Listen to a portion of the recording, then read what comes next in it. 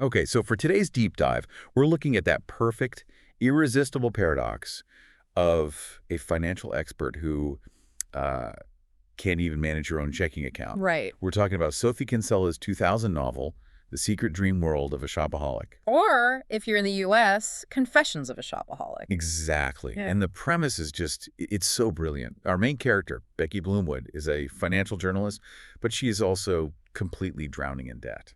And the conflict is there from page one. I mean, she lives in this gorgeous flat in Fulham, but her whole life is just built on denial. Every single designer thing she buys, a smoothie maker, boots, whatever, Yeah. she tells herself it's an investment, Or a necessity. a total necessity. And all the while, these ominous letters keep arriving from Derek Smith at Enwich Bank. And that first meeting with Luke Brandon is just, it's the perfect setup. Oh, absolutely. She wants this beautiful beaded scarf, but she's 20 pounds short. So she crashes a press conference. She does. She makes up this whole story about a sick aunt, just so Luke Brandon, this big shot CEO, will lend her the cash. So their entire relationship starts with a lie for a luxury item. It sort of sets the tone for everything. It really does.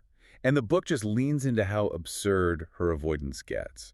Her schemes to dodge Derek Smith are just...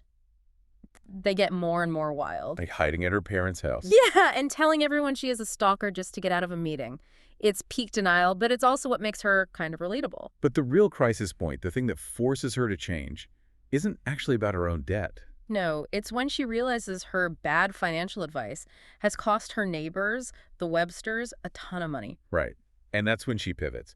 To make it right, she writes this expose for the Daily World about how corrupt the banks are. Which lands her on daytime TV on a show called The Morning Coffee. And that's the big public showdown.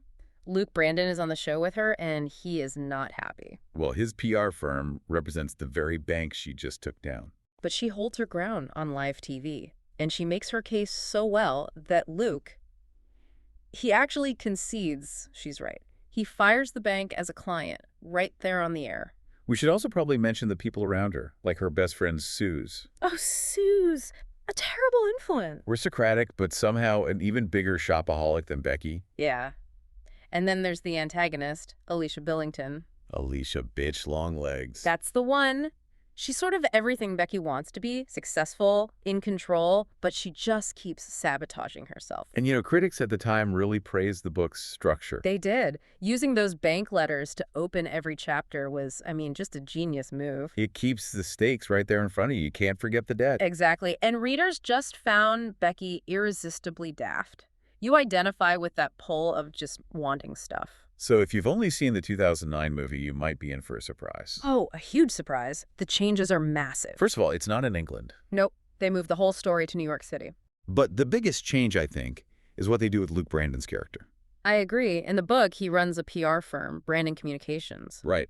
But in the film, he's her boss at the magazine Successful Savings. And that just fundamentally changes their whole dynamic. It's not a relationship of equals anymore. It becomes this sort of workplace romance with a power imbalance. It really does. And Derek Smith, the bank manager, in the book, he's just a polite, professional guy doing his job. But in the movie, they make him into this over-the-top, cartoonish villain. So what's the takeaway here? I mean, for you, reading the book, what's the core journey? Well, despite all the fashion and the humor, it's really about accountability. The whole story builds to this moment where she's on TV giving advice to a caller. She tells him to take responsibility, and she realizes, oh, I have to take my own advice. She finally has to face Smith.